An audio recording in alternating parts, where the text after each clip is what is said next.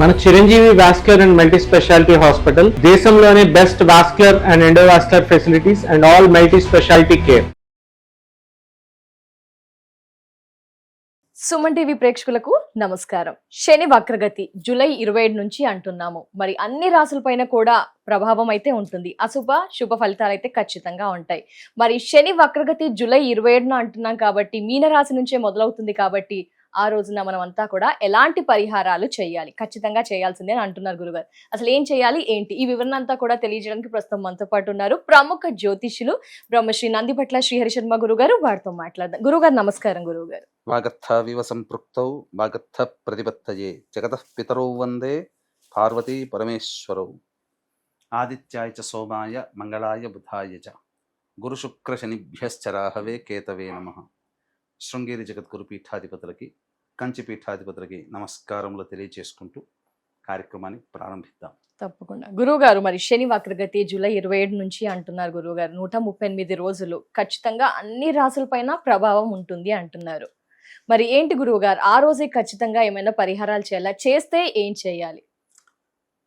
ఇది వీక్షించేటువంటి సుమన్ టీవీ ప్రేక్షకులకు జాగ్రత్తగా ఈ కార్యక్రమం ఆశాంతం వీక్షించే ప్రయత్నం చేయండి. ఎందుకనంటే శని మీనరాశిలో 26వ తారీఖు మధ్యరాత్రి తెల్లవారితే 27 అనగా 1:26 వక్రగతి ప్రారంభమవుతుంది.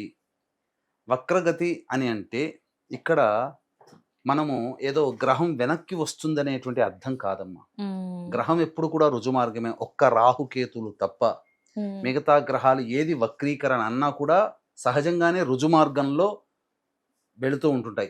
కాకపోతే ఒక ఇల్యూషన్, మనం భూమి మీద ఉన్నాం కాబట్టి ఆ గ్రహానికంటే ముందు ఒక గ్రహం పాస్ అవుతుంటే ఈ గ్రహం వెనక్కి వస్తున్నట్టుగా ఉంటుంది. అది ఇల్యూషన్. ఇప్పుడు మీకు ఒక ఎగ్జాంపుల్ చెప్తాను. చెప్పండి గురుగారు. ఇప్పుడు రైల్వే ప్లాట్ఫామ్ ఉంది. మనం ఎక్కడికైనా ప్రయాణం చేయడం కోసం రైలు ఎక్కుతాం, ఇంకా స్టార్ట్ కాలేదు, కూర్చుంటాం. పక్కనే ఆల్రెడీ ఇంకొక ట్రైన్ మన పక్కనే ఆగి ఉంటుంది. దాని టైం వచ్చింది, అది మెల్లగా కదులుతుంది అనుకోండి. ఇక్కడ మనం కూర్చున్న ట్రైన్ లో మనకేమనిపిస్తుంది, మన ట్రైన్ కదులుతున్నట్టుగా ఉంటుంది. అదొక ఇల్యూషన్. తర్వాత చూస్తే తప్ప ఆ ట్రైన్ వెళ్ళిపోతే తప్ప అయ్యో ఇది కాదు అది కదా నడుస్తుంది, మనం అనుకున్నాం మనం కూర్చున్న ట్రైన్ బయలుదేరుతుందేమో అని ఒక ఇల్యూషన్. అదే జరుగుతుందా గురుగారు? అదేనమ్మా. వెనక్కి వెళ్ళడం అంటుండే దానికంటే ముందు ఒక గ్రహం వెళుతుండగా అది ఈ శని గ్రహాన్ని పాస్ అవుతూ ఉన్నప్పుడు మనకు కనిపించేది వెనక్కి వెళ్తున్నట్టుగా, శనిగ్రహం వెనక్కి వెళ్తున్నట్టుగా కనిపిస్తుంది. ఒక ఇల్యూషన్ తప్ప. కానీ అయితే దీని ప్రభావం ఏంటంటే మీనరాశిలో ఉన్నటువంటి శని సంచారం కాబట్టి వక్రగతి అన్నప్పుడు కుంభరాశి మీద కూడా ప్రభావం చూపుతుంది.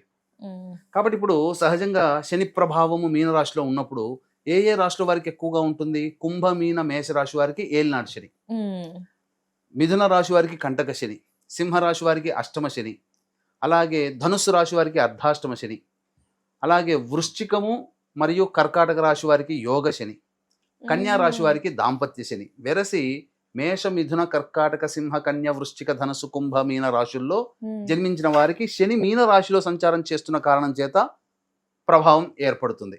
శని ప్రభావం, శని దోషము అని అంటారు. ఇక కుంభరాశి కూడా ప్రభావం ఉంది కాబట్టి కుంభరాశిని దృష్టిలో పెట్టుకుంటే మకర, కుంభ, మీన రాశి వారికి ఏలినాటి శని, వృషభ రాశి వారికి కంటక శని, అష్టమ రాశి వారికి అర్ధాష్టమ శని, వృశ్చిక రాశి వారికి అర్ధాష్టమ శని, సింహరాశి వారికి దాంపత్య శని, కన్యా రాశి తులారాశి వారికి మరియు మిథున రాశి వారికి యోగ శని.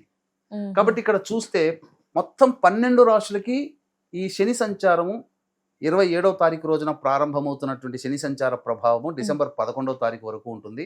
జూలై 27 నుంచి మొత్తం 12 రాశుల వారికి ఉంటుంది. కాబట్టి ఈ ఒక్క రాశికే ప్రభావం ఉంటుంది. మనం సేఫ్ సైడ్ అయిపోయాం. మకర రాశి వాళ్ళు కానీ, అలాగే వృశ్చిక రాశి వాళ్ళు కానీ, అలాగే ఈ యొక్క కర్కాటక రాశి వాళ్ళు కానీ, వృషభ రాశి వాళ్ళు కానీ మనం సేఫ్ సైడ్ గా ఉన్నాం అనుకోవడానికి ఎవ్వరు 12 రాశుల ప్రభావము ఉంటుంది. అంతేకాకుండా ఇక్కడ శని వక్రీకరించినప్పుడు ఏంటనంటే శని అందరికీ కూడా ఒక ఛాన్స్ ఇస్తాడు. ఎందుకనంటే నవగ్రహాల్లో గురువు, శని ఇద్దరూ కూడా ప్రధానమైనటువంటి పూర్వజన్మకి కారకులు.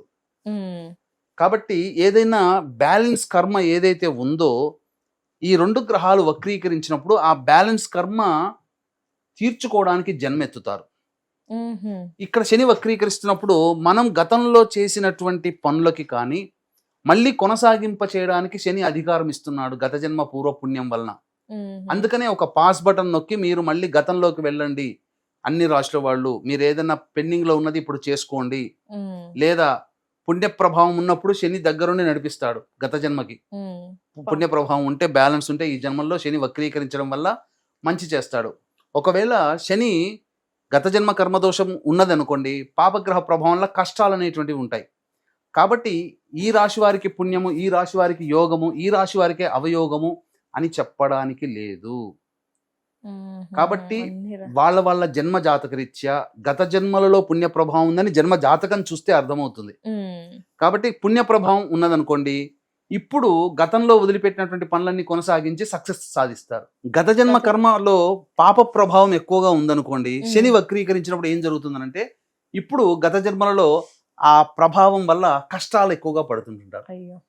అవన్నీ ఏవైనా జాతకం చూస్తే తప్ప అది తెలియదు ఎవరికి కూడా. కాబట్టి సర్వే సర్వత్రా అసలు శని వక్రీకరించాడు, మాకేంటి సంబంధం, మా రాశికి ఏంటి సంబంధం అని చెప్పి వీక్షించేటువంటి ప్రేక్షకులు కూడా అడుగుతారు. అసలు రాశి అనేది పక్కకు పెట్టండి. శనిని మనం అర్థం చేసుకోవాల్సింది గత జన్మ కర్మలలో చేసినటువంటి వాటికి ఈ జన్మలలో అనుభవింపచేసే అధికారి అని అర్థం. అంటే గత జన్మలలో మనం ఏం చేశామో ఆ పనులన్నిటికీ కూడా సాక్షిభూతుడు సూర్య భగవానుడు అవుతాడు. ఓకే గురుగారు. ఆ యొక్క సూర్య భగవానుడు ఈ యొక్క గత జన్మలో చేసిన చిట్టా అంతా కూడా శని చేతిలోకి వెళ్తుంది, ట్రాన్స్ఫర్ అవుతుంది. శని ఈ జన్మలలో ఎత్తినప్పుడు తాను సంచారం చేస్తున్న సమయంలో పుణ్యం చేసుకున్న వాళ్ళకి పుణ్యరాశి ప్రభావాలు, పాపం చేసుకున్న వాళ్ళకి అష్ట కష్టాలు అనుభవింపచేసే అధికారం కేవలం శనికే ఉంటుంది. అందుకే ఏలినాటి శని ఉన్నప్పుడు ఎన్టీ రామారావు గారు ముఖ్యమంత్రి అయ్యారు. మరి ఏలినాటి శనిలో జరగకూడదు కదా, గత జన్మలలో చేసుకున్న పుణ్యం ఉంది కాబట్టి మొదలు పెట్టిన 6-8 నెలల్లో ముఖ్యమంత్రి పీఠానికి ఎదగలిగాడు. ఇది చెప్పగలిగినటువంటిది. విజయ్ జాతకం, తమిళనాడు విజయ్ జాతకం సీఎం ఉన్నాడు కదా, అతని జాతకానికి చూసుకున్నా కూడా శని అత్యంత రాజయోగప్రదుడై ఉండడం వల్ల సింహాసనం అధిష్ఠించే తమిళనాడు సీఎం అయ్యాడు. కాబట్టి ఇక్కడ చెప్పొచ్చేది ఏమిటంటే ఏదైనా శని గత జన్మలో చేసిన వాటికి ఈ జన్మల్లో మన చేత అనుభవింపచేస్తాడు. కాబట్టి ఇక్కడ మొత్తం పరాశరుల వారే చెప్పారు, జైమిని వారే చెప్పారు, ఏ దానికైనా కర్మకి అధికారి శని భగవానుడే. కాబట్టి ఇక్కడ ఈ యొక్క శని ప్రభావం నుంచి అందరూ అనుగ్రహాన్ని పొంది శని ప్రభావం నుంచి బయటపడాలి. కాబట్టి ఇక్కడ కొన్ని పరిహారాలు అనేటువంటివి చేసుకోవాలమ్మా, ప్రతి రాశి వాళ్ళు కూడా చేసుకోవాలి. అయితే ప్రతి ఏదైనప్పటికీ కూడా 2 రకాల పరిహారాలు ఉంటాయి.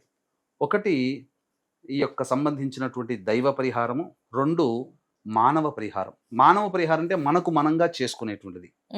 దైవ పరిహారము అని అంటే పెద్దవాళ్ళచే బ్రాహ్మల చేత చేయించుకునేటువంటిది. అంటే దైవానుగ్రహాన్ని పొందే ప్రయత్నం. దైవం మంత్రాధీనం, తన్మంత్రం బ్రాహ్మణాధీనం. కాబట్టి మానవ పరిహారంగా ఎలాగో ఏం చేసుకోవాలో తెలియజేస్తాను. మన సంబంధించినటువంటిది మంత్ర పరిహారంలో భాగంగా మన పీఠం ఆధ్వర్యంలో ఈ యొక్క శని ప్రభావాన్ని తగ్గింపచేసేటువంటి అధికారం ఎక్కువగా గురుగ్రహానికి ఉంటుంది. అట్టి గురుగ్రహానికి సూచికగా చెప్పబడే గురు పౌర్ణమి, వ్యాస పౌర్ణమి అనగా జూలై 29వ తేదీన మన పీఠం ఆధ్వర్యంలో సాయంత్రం 7 గంటలకి ఈ యొక్క జటిలమైన సమస్యలు, శని ప్రభావంలో విద్య, వివాహ, ఉద్యోగ, దాంపత్య, అనారోగ్య సమస్యలు, శత్రు సమస్యలు, డబ్బులు నష్టపోవడం లాంటివి అనేక రకాల సమస్యలు కలుగుతూ ఉంటుంటాయి. కాబట్టి ఈ సమస్యల పరిష్కారం కోసం వారాహి, ప్రత్యంగిర, బగలాముఖి, రాజశ్యామల, ధూమావతి, శనైశ్చర, అఘోర పాశుపత, రుద్ర హోమాదులు, లక్ష్మీ గణపతి హోమాదులు జరిపించి పూజ చేసిన వారాహిమాల ఇవ్వడం జరుగుతుంది. అవకాశం ఉన్నటువంటి వాళ్ళు జూలై 29వ తారీఖు సాయంకాలం 6 గంటల లోపల స్క్రీన్ పై కనిపిస్తున్న నెంబర్కి కాంటాక్ట్ చేసి మీ గోత్రనామాదులు నమోదు చేసుకోవచ్చు. ఇక గమనించుకున్నట్లయితేనమ్మా, ఈ సంబంధించినటువంటి మానవ పరిహారం అన్నప్పుడు 26వ తారీఖు మధ్యరాత్రి 1:26 కదా. కాబట్టి అవకాశం ఉంటే చతుర్దశి తిథి సోమవారము, ఇంతకుముందు జూలై 13వ తారీఖు రోజున ఏర్పడింది ఆరుద్ర నక్షత్రం. కానీ ఇప్పుడు ఒక ఆరుద్ర నక్షత్రము తప్ప సోమవారము శుక్లపక్ష చతుర్దశి తిథి వస్తుంది. ప్రదోషకాల సమయానికి వీలైతే ఆ రోజంతా ఉపవాసం ఉన్నా పర్వాలేదు. ఏ రోజు గురుగారు? సోమవారం. సోమవారం. సోమవారం రోజున ఉపవాసం ఉండి చతుర్దశి తిథి అయినటువంటి ఆ సాయంకాలం 4 గంటల తర్వాత చతుర్దశి వస్తుంది, పొద్దున పూట త్రయోదశి ఉంటుంది.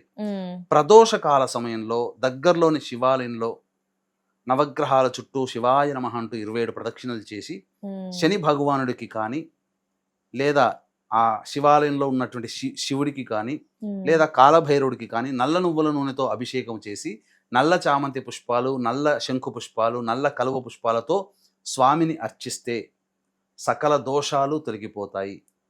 అన్ని రాసుల వారు చేసుకోవచ్చు. అన్ని రాసుల వాళ్ళు చేయాల్సిందేనమ్మా. ఇదొక్క పరిహారం ఆ సోమవారం రోజున చేస్తే శని ప్రవేశం చేసిన 24 గంటల లోపల శని అనుగ్రహాన్ని, శని వక్రీకరించినటువంటి రోజు నుంచి 24 గంటల లోపల ఈ పరిహారం చేస్తే, అందున సోమవారం కూడా అయ్యింది, ఈశ్వరుడు ప్రత్యేకము. ఉపవాసం ఉండి గనక చేస్తే చాలా మంచిది. లేకపోతే త్రయోదశి తిథి ఉదయం ఉంటుంది, ఆ రోజున త్రయోదశి తిథి ఉన్నప్పుడైనా కానీ చేసుకుంటే ఇంకా మంచిదని చెప్పవచ్చు. చిన్న సందేహం గురుగారు, పాపకర్మ ఉన్నవారే చేయాలంటారా? శుభం అందరూ చేయాల్సిందే. శుభకర్మలు పుణ్య, ఎందుకంటే అందరూ జాతకం చూపించుకోలేరు కదా.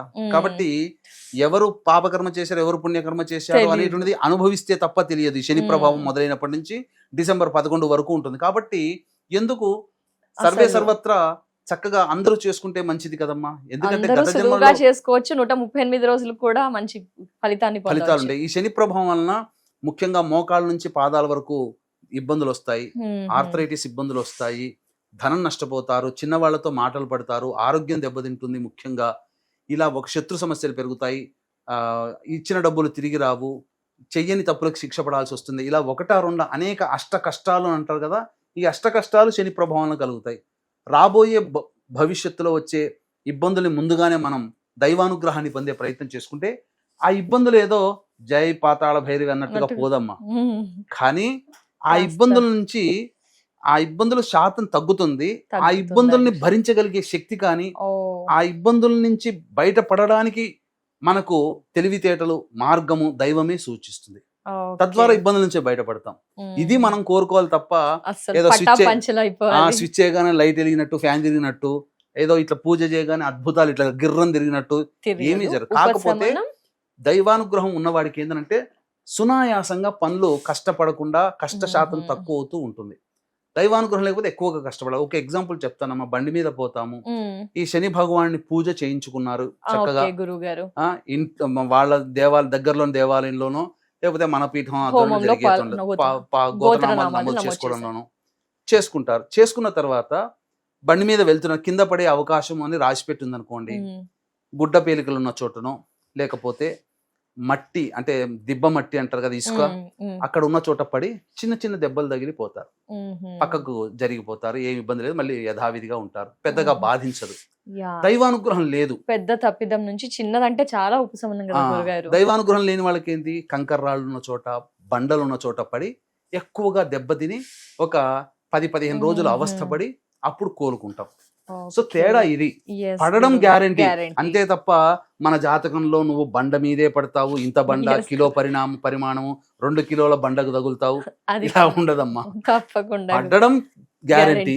పుణ్య ప్రభావం ఉంటే ఇసుక, గుడ్డ పేలుకలున్న చోట, పాప ప్రభావం ఉంటే కొంచెం ఎక్కువగా పరిహారం చేసుకుంటే దాని నుంచి కాస్త విముక్తి పొందుతాం. చాలా చాలా ధన్యవాదాలు గురుగారు. మంచి పరిహారాన్ని మాకు మా వ్యూయర్స్ కి పరిచయం చేశారు. ధన్యవాదాలు గురుగారు. నమస్కారం. సర్వం శ్రీ ఉమామహేశ్వర పరబ్రహ్మార్పణమస్తు.